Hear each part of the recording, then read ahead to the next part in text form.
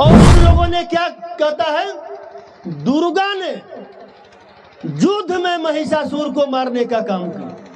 मैं पूछना चाहता हूं, जो लोग कहते हैं कि महिषासुर को दुर्गा ने युद्ध में मारा, तो 9 दिन रात्रि में दुर्गा कौन सा युद्ध करने महिषासुर के पास जाती थी? और युद्ध रात्रि में ही क्यों हुआ? जबकि महाभारत का युद्ध भी आपको याद होगा, युद्ध सूर्योदय के समय शुरू होता था और सूर्यास्त के साथ युद्ध बंद हो जाता था कि अब आज नहीं, अब फिर कल शुरू होगा। जो विदेशिया से आया हुआ, जो विदेशी है, जो देश में जब देश पर जो लोग कब्जा किया, इन लोगों का हिम्मत नहीं था डायरेक्ट लड़ाई लड़ने का और डायरेक्ट जीतने का और हराने का, तो इन लोगों ने छल का प्रयोग किया। दिवाली में जो है दीप दानोत्सव हम लोग मनाते हैं कि उस दिन गौतम बुद्ध ज्ञान प्राप्त करके कपिल वस्तु लौटे थे, तो पूरी कपिल वस्तु को दीपक जला करके प्रकाशित किया गया था। प्रकाश का प्रतीक है गौतम बुद्ध। लेकिन वो लोग उसी को उलट दिया कि श्री रामचंद्र जी ने 14 वर्ष वनवास के बाद उस दिन अयोध्या लौटे थे, तो पूरे दीपक जलाया गया था। जब राम जी के लौटने के उपलक्ष्य में जब अयोध्या में दीपक जलाया गया, तो उस दिन पूजा किसका तुम करवाते हो? तुम पूजा किसका करवाते हो? लक्ष्मी और गणेश का। वो क्या है? और लक्ष्मी गणेश का पूजा करो, तुम्हारा घर धन दौलत संपत्ति से भर जाएगा।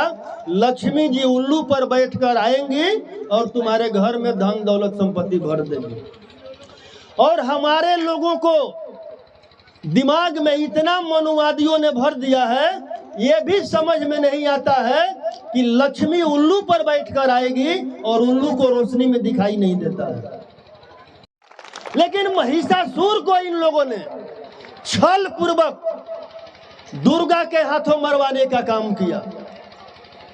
और इन लोगों ने क्या कहता है, दुर्गा ने युद्ध में महिषासुर को मारने का काम किया। मैं पूछना चाहता हूं, जो लोग कहते हैं कि महिषासुर को दुर्गा ने युद्ध में मारा, तो 9 दिन रात्रि में दुर्गा कौन सा युद्ध करने महिषासुर के पास जाती थी? ये सोचिए। और ये युद्ध रात्रि में ही क्यों हुआ? जबकि महाभारत का युद्ध भी आपको याद होगा, युद्ध सूर्योदय के समय शुरू होता था और सूर्यास्त के साथ युद्ध बंद हो जाता था कि अब आज नहीं, अब फिर कल शुरू होगा। तो हमारे इतिहास के साथ, और जब ये लोग जो यूरेशिया से आया हुआ, जो विदेशी है, जो देश में जब देश पर जो लोग कब्जा किया, इन लोगों का हिम्मत नहीं था डायरेक्ट लड़ाई लड़ने का और डायरेक्ट जीतने का और हराने का, तो इन लोगों ने छल का प्रयोग किया।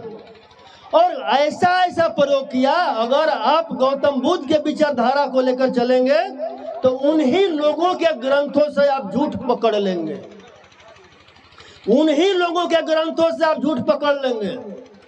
3-4 ही त्योहार बनाया है, तेरे को हरा कर बनाया हुआ त्योहार, वो उसका त्योहार है।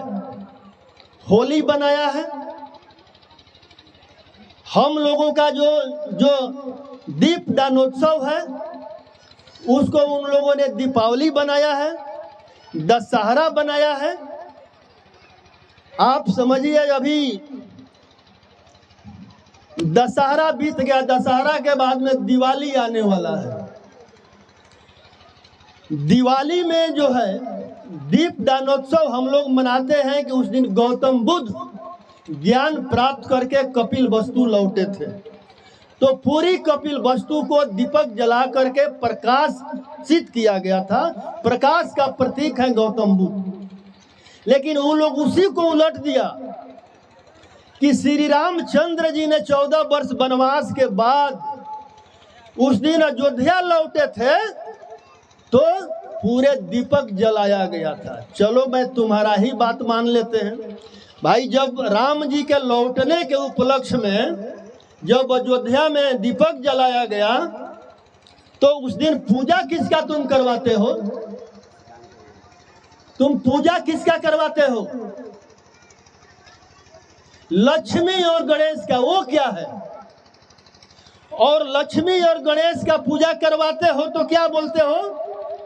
अपने घर को पूरा उजाला करो और लक्ष्मी गणेश का पूजा करो, तुम्हारा घर धन दौलत संपत्ति से भर जाएगा। लक्ष्मी जी उल्लू पर बैठकर आएंगी और तुम्हारे घर में धन दौलत संपत्ति भर देंगी। और हमारे लोगों को दिमाग में इतना मनुवादियों ने भर दिया है, ये भी समझ में नहीं आता है कि लक्ष्मी उल्लू पर बैठकर आएगी और उल्लू को रोशनी में दिखाई नहीं देता है। उल्लू को रोशनी में दिखाई देता है तो फिर कैसे आएगी रोशनी में? ये सब बनाया हुआ उन लोगों का अंधविश्वास और पाखंड है ताकि उन लोगों का दुकान चलता रहे। हर घर में पूजा करवाने वही जाएंगे, 100, 200, 500 दक्षिणा लेंगे। आप बताइए, अगर लक्ष्मी और गणेश को मूर्ति को पूजा करने से कोई धनवान हो सकता है तो ब्राह्मणों आपके घर लक्ष्मी और गणेश का पूजा करवाने नहीं जाता। वो अपने घर में ही करवा करके सारे वर्ल्ड का संपत्ति जमा कर लेता। ये करता कि नहीं करता? इतना ही नहीं, हम लोग एक रोज कहीं बैठे हुए थे तो उन्हीं लोगों से बहस हो रहा था।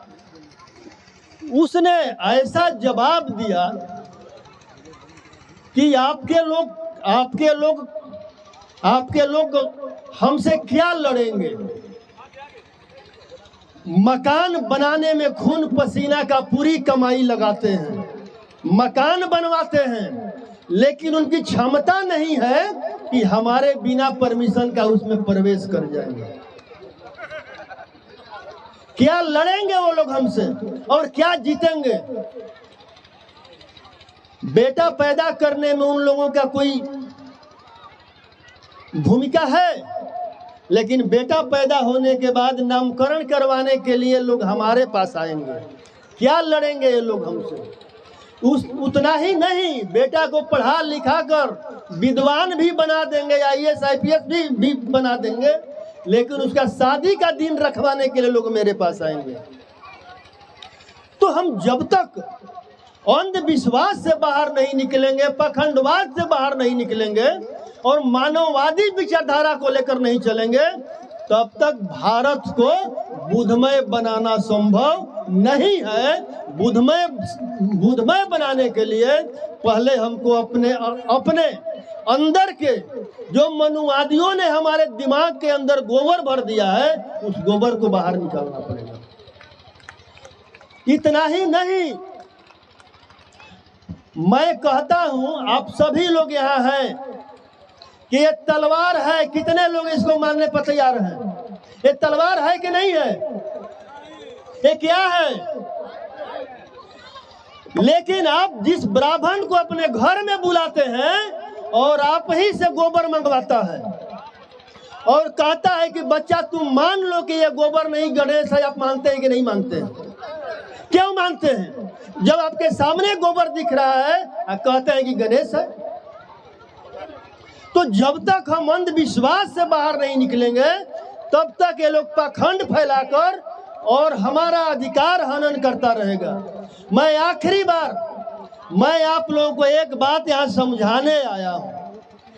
जिन पाखंडवाद के खिलाफ लड़कर ज्योतिबा राव फुले, सावित्रीबाई फुले, फतिमा शेख, बाबा भीमराव अंबेडकर, अमर सिंह जगदेव प्रसाद, आदरणीय लालू प्रसाद जी ने जो लड़कर हमें हक अधिकार देने का काम किया है, आज वो सारा हक अधिकार खतरे में है।